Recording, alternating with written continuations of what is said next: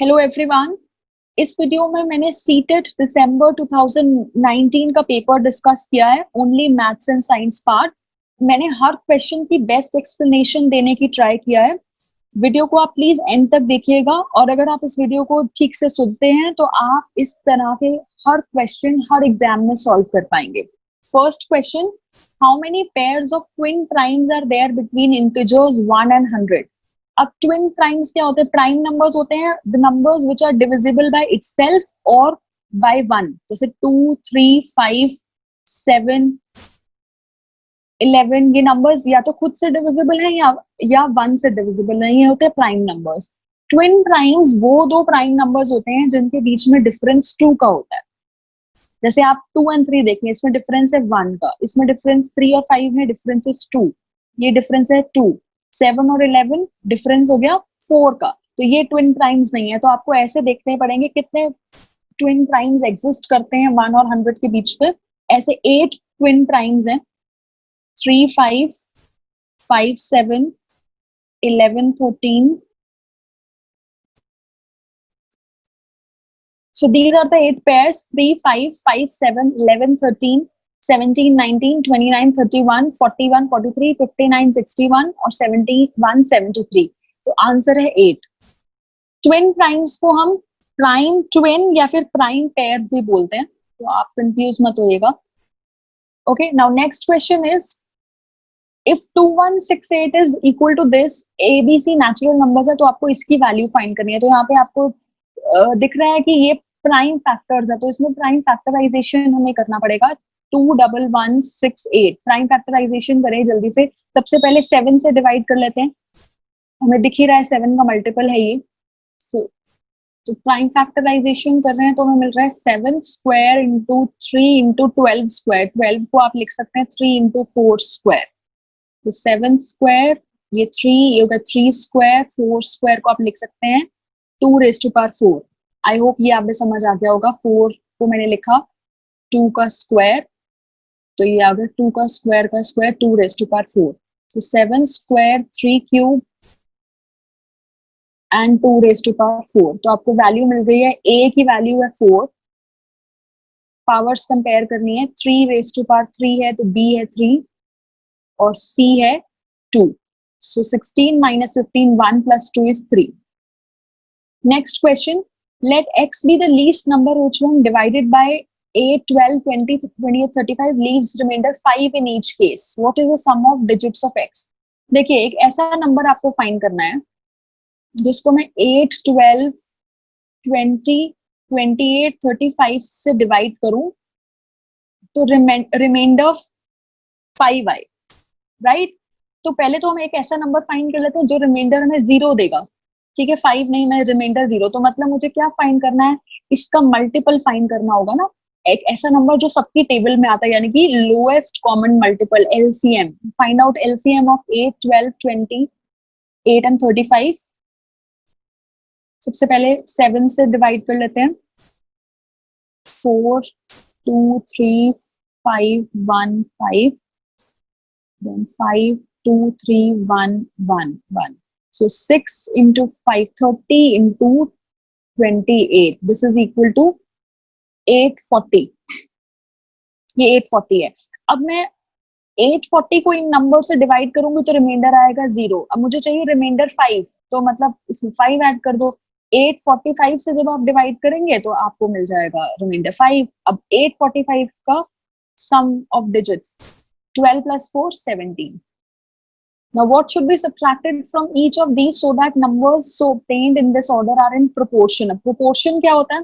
जैसे 4 numbers है हमारे पास A, B, C, D। अगर ये proportion में है that means A by B is equal to C by D। ये होता है proportion का meaning। तो अब आपको बोला है कि ऐसा क्या नंबर हम subtract करें चारों में से that we get the numbers in proportion। तो suppose X को subtract कर रहे हैं, तो उसके बाद ये proportion में 92 minus x upon 117, सब चारों में से सेम नंबर सब्ट्रैक्ट करना है और उसके बाद प्रोपोर्शन में। अब देखिए, इसको सॉल्व करना थोड़ा डिफिकल्ट हो जाएगा, क्योंकि अगर आप क्रॉस मल्टीप्लाई करते हैं तो आपको क्वाड्रेटिक इक्वेशन मिल जाएगी, x स्क्वायर में मिल जाएगा, है ना, क्वाड्रेटिक इक्वेशन मिल जाएगा और फिर उसे सॉल्व करने में बहुत टाइम वेस्ट होगा। तो आप क्या कर सकते हैं, ऑप्शन से चेक कर सकते हैं। आप ऑप्शन पुट करके देख लो, x की जगह पे 14 पुट करके देखो और देखो प्रोपोर्शन में आ रहा है, 17 चेक करो। तो अगर मैं 14 पुट करके देख रही हूँ, 50 minus 14 by 61 minus 14 is equal to 36 by 47। और अगर ये सॉल्व करते हैं तो आ रहा है 73 बाई 103। ये तो इक्वल नहीं है। 17 ट्राई करिए, 33 by 44 and this is equal to 75 by 100। तो ये इक्वल आ रहा है 3 बाई 4 और ये भी 3 by 4। So 17 is the answer. Now next question. A sum of this is divided in A, B and C such that 4 times of A, 6 times of B and 9 times of C are equal. Difference between A and C बताना है। आप assume कर लीजिए कि A के पास A amount गया है, B के पास B अमाउंट और C के पास C अमाउंट गया है। तो 4 times of A is equal to 6 times of B is equal to 9 times of C. ये given है। अब अगर मुझे पता चल जाए ए बी सी का रेशो क्या है तो ये क्वेश्चन सॉल्व करना बहुत इजी हो जाएगा। तो मैं आपको इसका शॉर्ट ट्रिक बताऊंगी, पर पहले एक बार ये देख लेते हैं ये शॉर्ट ट्रिक आया कहां से। देखिए, अगर ये हमें अमाउंट्स इक्वल दिया है ना, तो सपोज ये अमाउंट एक्स रुपीज के इक्वल है, तो ए क्या आ गया, एक्स बाय 4। ए के पास एक्स बाय 4 रुपीज है, बी के पास एक्स बाय 6 रुपीज है और सी के पास एक्स बाय 9 रुपीज है, राइट। और अगर मुझे ए बी सी का रेशो फाइंड करना है तो ये आ गया, इसको आप रेशियो लेंगे x by 4 ratio x by 6 ratio x by 9। So it is 1 by 4 ratio 1 by 6 ratio 1 by 9। ठीक है, अब इसे और सिंप्लीफाई कैसे कर सकते हैं इस रेशियो को हम, हमें पता है अगर मैं रेशियो में सेम नंबर मल्टीप्लाई कर दूं, जैसे जो इनका एलसीएम हो, जो उससे डिवाइड हो जाए, इसका एलसीएम 4 6 और 9 का एलसीएम आएगा 36। तो अगर मैं रेशियो में 36 को मल्टीप्लाई कर दूं तो उससे कोई फर्क तो नहीं पड़ेगा ना। 1 by 9 into 36. So this is 9, यहाँ आ गया 6 और ये आ गया 4।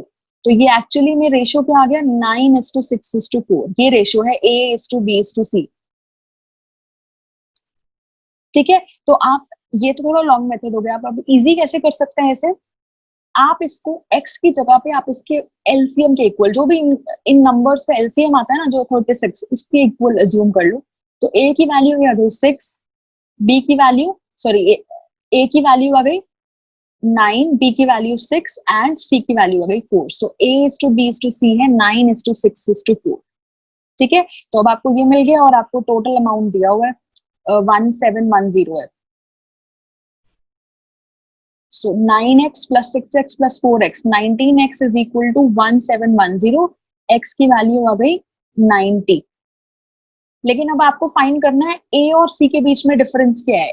a को मिला है 9 पार्ट, c को मिला है 4 पार्ट, तो डिफरेंस क्या हो गया, 5 पार्ट। और 5 into 90, 5 4 50 is the answer। 36th question. Number of fruits in basket A and B are in the ratio of 7:9। A by B ratio है 7:9। 6 fruits are taken out from A, इससे 6 fruits लिए और B में drop कर दिए, they are put in B। उसके बाद ratio हो गया 1:3। तो अच्छा, अब A और B का रेशियो दे रखा है तो हम अज्यूम कर ले इसमें 7x फ्रूट्स हैं, इसमें 9x फ्रूट्स हैं। ठीक है, अब आपको इसमें से 6 निकालने हैं और वापस B में 6 डाल देने हैं, उसके बाद रेशियो हो गया 1:3। तो अब इसे सॉल्व कर लीजिए, क्रॉस मल्टीप्लाई करना है। वीडियो को पॉज करके पहले खुद से ट्राई करना है question. 9x plus 6, 11x is equal to 12 आएगा, 12x is equal to 24, so x is equal to 2। तो कितने टोटल फ्रूट्स हैं, टोटल फ्रूट्स हैं 16x, 7 plus 9, so 16 into 32 fruits। Next question, ABC and ADB are on the common base AB। ये common base AB है and on the same side of AB। Same side का मतलब ये common base है, तो एक triangle ऐसे हो सकता था और एक ट्राइंगल ऐसे हो सकता था, लेकिन अब यहाँ पे आपको बोला है सेम साइड पे, यानी कि दोनों ट्राइंगल्स ऐसे हैं।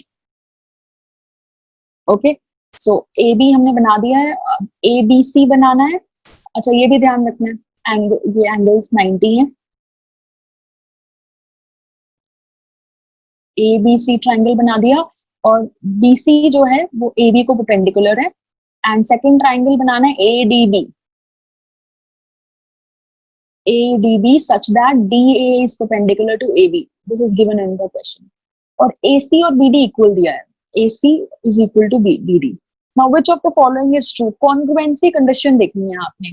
कॉन्ग्रुएंसी में क्या होता है, अगर मैंने आपको दो ट्राइंगल दिए हैं, A B C is congruent to triangle P Q R, अगर ऐसे लिखा है, सो इसका मतलब होता है corresponding parts of congruent triangles are equal. Corresponding parts का मीनिंग क्या है, ये सिंबॉलिक फॉर्म होती है, इस सिंबॉलिक फॉर्म से आप फाइंड कर सकते हो A B is equal to P Q side होगा, ठीक है, B C is equal to Q R होगा, and A C side is equal to P R side. ये इंफॉर्मेशन हम कंक्लूड कर सकते हैं। और दूसरा क्या, और क्या कर सकते हो, एंगल ए एंगल बी के इक्वल है, एंगल बी एंगल क्यू के इक्वल है, और एंगल सी एंगल आर के इक्वल है, ठीक है। तो अब आपको बस यही चेक करना है, हमें यहाँ से क्या पता चल रहा है, दोनों ट्राइंगल्स के बीच में साइड्स ए बी इक्वल है, हमें पता चल रहा है A C side B D side के इक्वल है, और एंगल ए एंगल बी के इक्वल है। तो आप देख लो ये वाला कंडीशन कहाँ मैच कर रही। So A B is equal to A B, ये यहाँ पे है, ठीक है, A B is equal to A D, तो ये तो क्रॉस कर दो, ये तो हो ही नहीं सकता, ए बी और ए डी आ रहा है, A B is equal to A B, ये भी ठीक है, ये वाला भी नहीं हो सकता। इन दोनों में चेक कर लेते हैं, एंगल ए और एंगल बी इक्वल है, हाँ जी ये ठीक है। नाउ ए सी और बी डी चेक कर लो, A C is equal to A D आ रहा है, तो ये रॉन्ग है, A C is equal to B D, this is right. Third, now next is the sides of four triangles are given below, which of them forms a right triangle. अब हमें right triangle की property पता है, Pythagoras theorem, perpendicular square plus base square is equal to hypotenuse square. देखिए वैसे तो आपको right triangle जो पाइथागोरन ट्रिपलेट्स बोलते हैं वो आपको लर्न होना चाहिए, थोड़ा बहुत तो पता होना चाहिए, जैसे 3 4 5 एक पाइथागोरन ट्रिपलेट है, 3 स्क्वायर प्लस 4 स्क्वायर 9 प्लस 16 ये 25 आता है, सो 3 4 5 ये एक राइट ट्राइंगल बनाते हैं। 3 4 5 के बाद होता है 5 12, कुछ स्टैंडर्ड वाले जो आपको लर्न होना चाहिए, 5 12 13 ये पाइथागोरन ट्रिपलेट है, ठीक है, इन्हें बोलते हैं पाइथागोरन ट्रिपलेट्स, ठीक है। 7 24 25 8 15 17 9 40 41, तो एक तो नहीं, ये तो नहीं हो सकता, 19 वाला ही गलत है, 9 40 41 होता है, 19 नहीं होता, 11 60 61 नेक्स्ट, ये ऑर्डर में है बिल्कुल, इनके बीच में और जो आते हैं वो मैं आपको समझाती हूँ, ये स्टैंडर्ड वाले हैं जो आपको लर्न करने चाहिए। 9 के बाद 11 60 61 12 35 37 13 84 85 16 63 65 20 21 29, ऐसे बहुत सारे होते हैं, ये भी मैं यहाँ तक ही लिख रही हूँ। देखिए हम और पाइथागोरन ट्रिपलेट्स बेसिक वालों से कैसे फाइंड कर सकते हैं, 3 4 5 एक पाइथागोरन ट्रिपलेट है, आप तीनों नंबर्स पे कोई सेम नंबर मल्टीप्लाई कर दो, जैसे 2 से मल्टीप्लाई किया 6, इसको 2 से किया 8, इसको 2 से किया 10, ये एक पाइथागोरन ट्रिपलेट है। 3 से कर दीजिए, 4 से करेंगे तो 12 16 20 पाइथागोरन ट्रिपलेट्स मिलते हैं, ठीक है। तो आप यहाँ से ऐसे चेक कर सकते हैं, 15 का फाइंड करना है, अगर ये 5 से मल्टीप्लाई करो 15 20 25, ये एक पाइथागोरन ट्रिपलेट होगा, ये नहीं है, ये नहीं है, ठीक है। 11 60 61 is the right answer. Now next question is, angles of the quadrilateral are given in this ratio. What is the difference between least and greatest angle of the quadrilateral? आपको पता है क्वाड्रिलेटरल में 4 एंगल्स होते हैं, 4 का सम होता है 360, तो बस आपको यही करना है, 8 + 7 15 + 9 24, x is equal to 360, x is 360 by 24, x is 15, ठीक है। अब लीस्ट एंगल इसमें कौन सा होगा, 3 वाला, और ग्रेटेस्ट एंगल कौन सा है, जिसका पार्ट 9 है, तो इनका डिफरेंस 6 हो गया, 6 × 15 90 degree. Perimeter of a triangle is 12 centimeter. If all three sides have length in integers, then how many such triangles are possible? देखो 12 सेंटीमीटर पेरीमीटर दिया है और आपको ट्राइंगल्स के साइड्स बताने हैं कौन कौन से पॉसिबल है। तो आपको पता होगा कि ट्राइंगल्स जो हैं वो इनइक्वालिटी फॉलो करते हैं, जैसे हमें suppose ABC three sides are triangle की, then sum of any two sides is always greater than the third side and difference of any two sides is less than the third side. ये property होती है. तो हमें जो sides को choose करना होता है वो इन पे चूज करना होता है. जैसे मैं एक ऐसा ट्राइंगल नहीं फॉर्म कर सकती जिसके साइड्स हो 2, 3 एंड 7. ये मैं नहीं कर सकती क्योंकि 7 + 2 9 ग्रेटर देन 3 है, 7 + 3 10 ग्रेटर देन 2 आ रहा है, बट 2 + 3 5, ये 7 से ग्रेटर नहीं है, तो ये ट्राइंगल पॉसिबल नहीं है. तो हमें ऐसे ट्राइंगल सोचने पड़ेंगे. 12 सेंटीमीटर पेरीमीटर है, सम जो है a + b + c 12 है. तो आप ऐसे सोच भी सकते हैं, या फिर आप डायरेक्ट फॉर्मूला यूज कर सकते हैं. इसका एक फॉर्मूला होता है, if perimeter is even, 12 centimetre even दिया है, तो आप नंबर ऑफ पॉसिबल ट्राइंगल्स इस फॉर्मूले से फाइंड कर सकते हैं, p² / 48. और अगर p ऑड है तो आप number of triangles p + 3 whole square / 48 ये फॉर्मूला से फाइंड कर सकते हैं. अगर कोई वैल्यू फ्रैक्शनल आ रही है, मान लो आपको p² / 48 सॉल्व करके आपको आया 7.28, सपोज ऐसा कुछ आंसर आ रहा है, तो आप 7 ट्राइंगल्स लीजिए. ठीक है, सेम इसमें ही. तो अब आप देख लीजिए 12 पेरीमीटर दिया है, तो इवन है 12, सो 12 स्क्वायर / 48 this is 4 और ये आ गया 3. 3 is the answer. 3 triangles are possible. Now next is a godown is in the shape of a cuboid. Cuboid length, breadth, height आपको दिया है. How many cuboidal boxes each measuring this can be stored into the godown? तो आप इसमें volume divide करेंगे, ये आप class 8 में करते हैं. मैक्सिमम क्यूबॉइडल बॉक्सेस बोला है, तो आपको total volume by volume of one box. ये देखिएगा ध्यान से, this all these are in metre, लेकिन 70 सेंटीमीटर में दिया है, तो इसको आप मीटर में कन्वर्ट कर लीजिए. 4800 is the answer. Next question, circumference of base of right circular triangle is 528. Circumference का फॉर्मूला होता है 2πr. ये दिया है आपको. हाइट दिया है ट्राइंगल सिलेंडर का. You have to find out volume of the cylinder. Volume क्या होता है? πr²h. Area of base into height, ये होता है ना वॉल्यूम. तो आप रेडियस फाइंड कर लो यहाँ से. 2 × 22/7 × r 528. 11 × 2 11 × 4 48. ये आ गया 12. So r is equal to 84 centimetre. ये बस यहाँ पुट करना है. 84 × 84 × 2. ये सॉल्व करेंगे. अच्छा, सॉल्व करने की भी जरूरत नहीं है, आप लास्ट डिजिट चेक कर लो. 2 × 2 4 × 4 4 × 4 16 16 × 2 32. तो लास्ट में 2 आना चाहिए, एक ही है उसमें लास्ट में 2 आ रहा है. Area of quadrilateral and the length of perpendiculars from the opposite vertices to the diagonal are this. What is the length of the diagonal? एक quadrilateral दिया है, उस पे एक डायगोनल बनाना है और उस डायगोनल के ऊपर ऑपोजिट वर्टिसेस से परपेंडिकुलर ड्रॉ किया है. ऑपोजिट वर्टिसेस से परपेंडिकुलर ड्रॉ किए हैं और वैल्यू है 7.2 सेंटीमीटर, 8.8 सेंटीमीटर.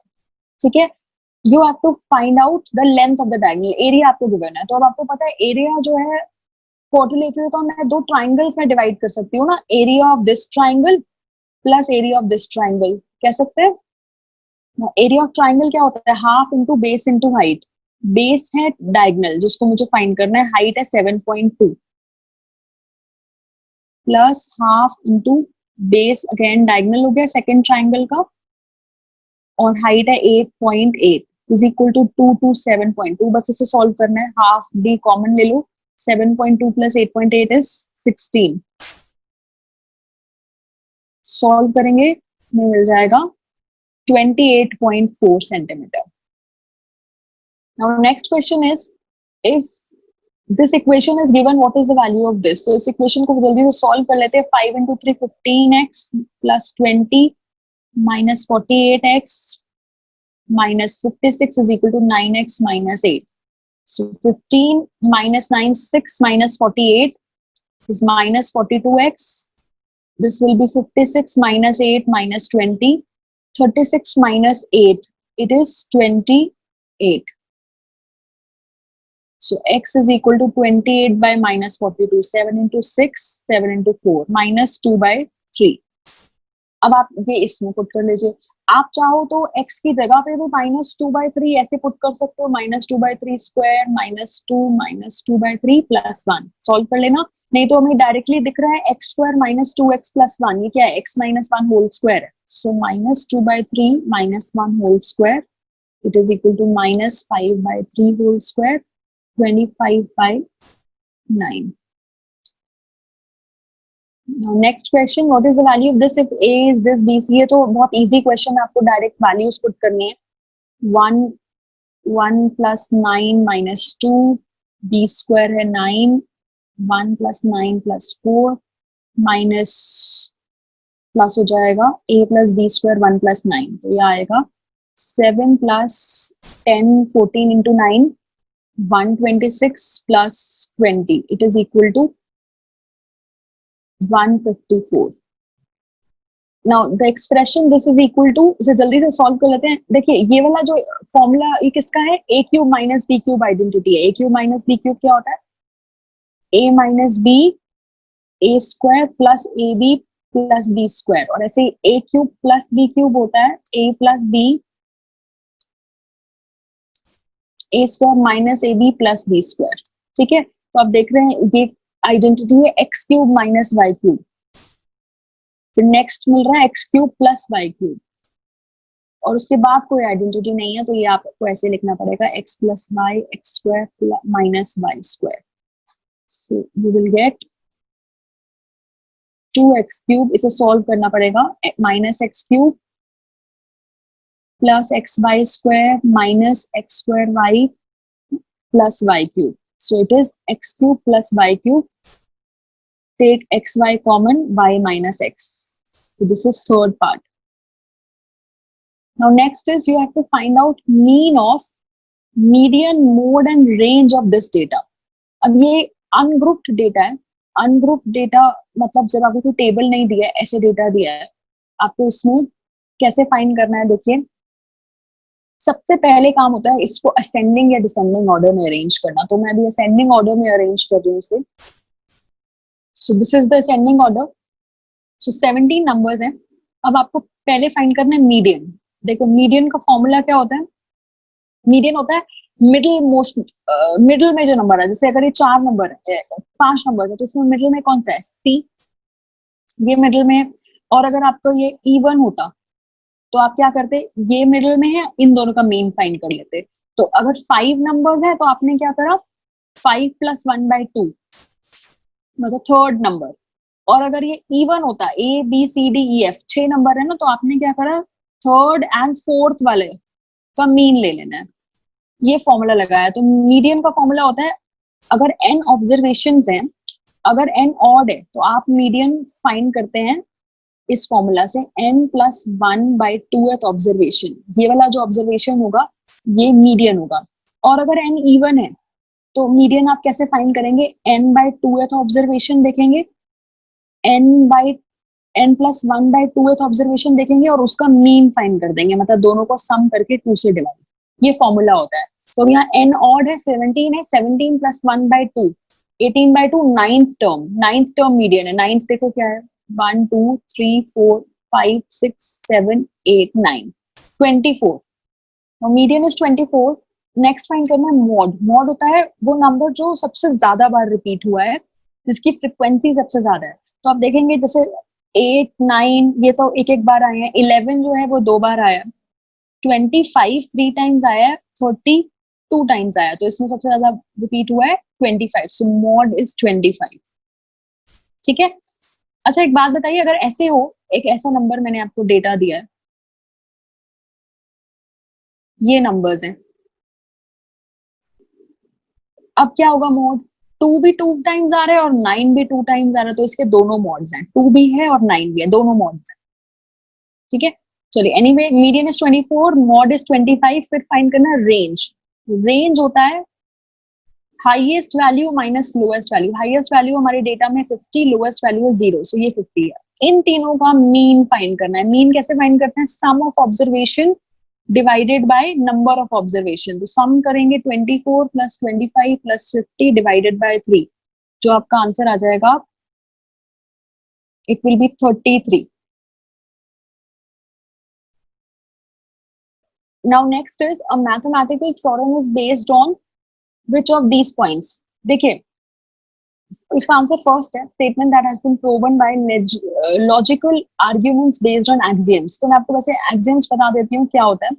एक्सियम्स वो बातें हैं जो यूनिवर्सली ट्रू हैं और जिनको कोई प्रूफ नहीं चाहिए। जैसे ब्रेन हमारे पास एक ही है, तो ये ट्रू है ना, you don't need a proof, we have one brain. तो ऐसे ही एक यूक्लिड ने दिए थे ये सारे। Euclid is the name of the scientist, he gave these axioms. इसमें इसका फर्स्ट एक्सियम था things which are equal to same things are equal to one another।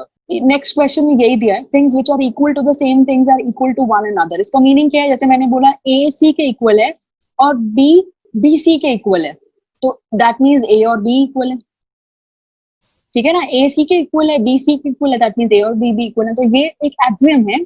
So mathematical theorem इनके ऊपर बेस्ड होती है और नेक्स्ट क्वेश्चन भी हमने यही कवर कर लिया। This axiom is given by Euclid.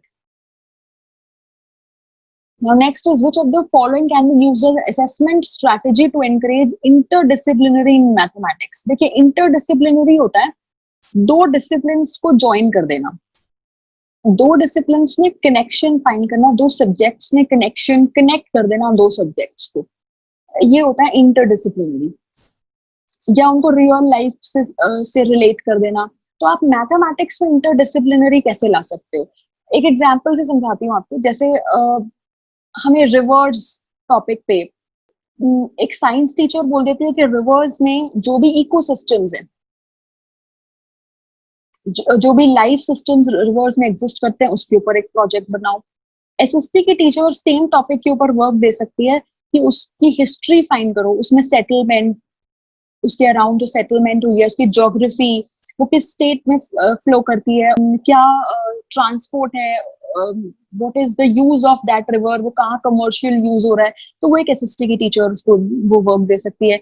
Art की टीचर उसमें ड्राइंग करने के लिए बोल सकती है। लैंग्वेज टीचर और एक लैंग्वेज टीचर उससे रिलेटेड वोकैबुलरी दे सकती है। सो हमने क्या करा, एक ही टॉपिक लेके हमने 4 डिसिप्लिन को कनेक्ट कर दिया। तो आप मैथमेटिक्स में ऐसे कैसे कर सकते हो? मैथमेटिक्स में हम प्रोजेक्ट्स और फील्ड ट्रिप्स से हम इंटरडिसिप्लिनरी कर सकते हैं। जैसे प्रोजेक्ट मतलब जैसे मैंने एक प्रोजेक्ट दे दिया कि हर स्टूडेंट को बोला कि एक एक सिटी चूज करो इंडिया की, उसमें आप एयरपोर्ट्स कितने हैं, उसमें ज्योग्राफी उसका क्या है, उसका स्टेट क्या है, कैपिटल क्या है, व्हाटएवर एरिया क्या है, उसका पॉपुलेशन क्या है, और फिर आप फाइंड करो पॉपुलेशन पर यूनिट एरिया कि हर मीटर स्क्वायर में कितने लोग रह रहे हैं। तो मैथमेटिक्स भी आ गई उसमें, एसएसटी भी आ गई है, ठीक है, ज्योग्राफी एयरपोर्ट्स के बारे में उसका हो गया, उसकी जीके भी आ गई। तो इंटरडिसिप्लिनरी हो गया। फील्ड ट्रिप्स जैसे मैंने एक म्यूजियम में बच्चों को लेके जाती हूँ। म्यूजियम में ऑफकोर्स उनको जनरल नॉलेज हो रहा है, साइंस से रिलेटेड क्वेश्चंस उसमें कवर हो जाएंगे। आपको शेप्स पढ़ाना है बच्चों को, 2D 3D फिगर्स, तो आप उन बच्चों को बोल सकते हैं आइडेंटिफाई करने के लिए कौन सा 2D शेप में है, कौन सा 3D शेप में है। आप वहां पे surface area volumes find out करने के लिए बोल सकते हो। So this is in this way you can connect two subjects. Anecdotal records नहीं होता, एनेक्डोटल रिकॉर्ड्स होते हैं ऐसे नरेशंस या ऐसे डिस्क्रिप्शंस जिसमें बच्चों की बातें व्हिच इन्वॉल्व चिल्ड्रन। ठीक है, ओलंपियाड में भी ऐसा नहीं होता, ओलंपियाड में आप सिर्फ मैथ्स से रिलेटेड क्वेश्चंस दे सकते हो। तो so answer is first part A and B. So thank you. अगर आपको ये वीडियो यूजफुल लगी है तो प्लीज सब्सक्राइब कीजिए, कमेंट कीजिए अगर आपको कोई डाउट है, अगर आप कुछ और क्वेश्चंस चाहते हैं please comment and share this video with other students. Thank you.